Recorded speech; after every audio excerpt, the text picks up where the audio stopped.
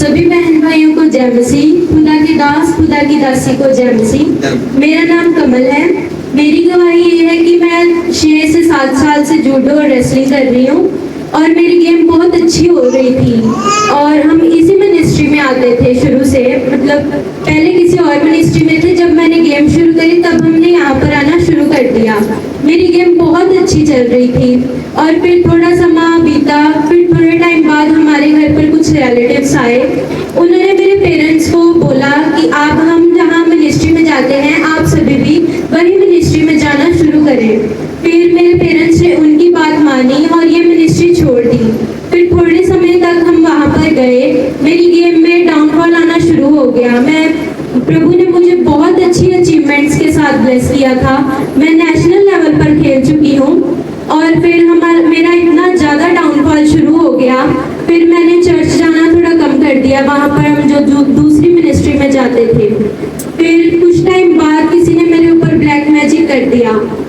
फिर मेरे घुटने पर चोट लगी, बहुत ज़्यादा चोट थी। डॉक्टर ने 6 से 7 महीने की बेड रेस्ट बोली थी, पर मैं शुरू से गेम कर रही हूँ जब से मैं छोटी थी, तो मैं बेड रेस्ट नहीं कर सकती थी, इसलिए मैंने गेम कंटिन्यू रखी। और डॉक्टर ने मना किया था, इसीलिए मेरे घुटने में ज़्यादा प्रॉब्लम्स आनी शुरू हो गई।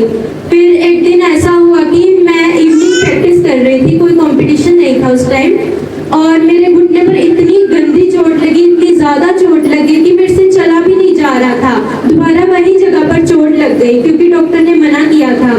फिर मेरा बहुत बड़ा कंपटीशन था, खेलो इंडिया ओपन कंपटीशन था।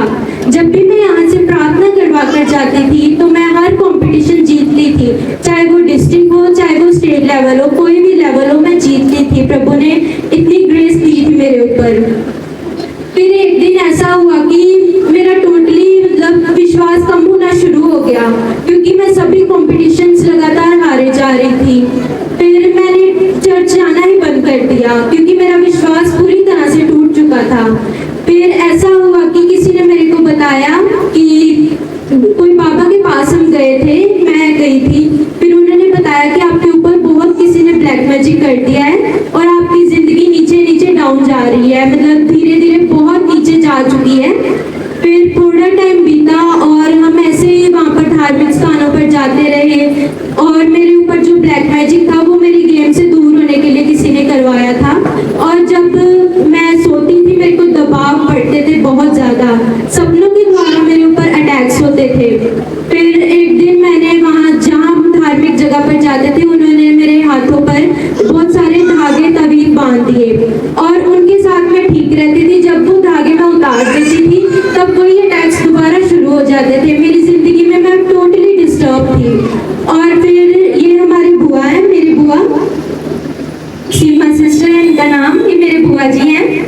और एक दिन ये हमारे घर पर आए, इन्होंने मेरे पेरेंट्स के साथ बात की कि आप दोबारा पास्टर बंटी जी की मिनिस्ट्री में जाना शुरू करें, प्रभु के दास द्वारा आपको हीलिंग देगी, आपकी बेटी सही हो जाएगी। पर मेरे पेरेंट्स ने आना शुरू कर दिया पर मैं नहीं आती थी क्योंकि मेरे को प्रभु से विश्वास मेरा उठ चुका था। मुझे ऐसा लगता था कि दुनिया में कोई भगवान ही नहीं है जो मुझे सही कर सकता है।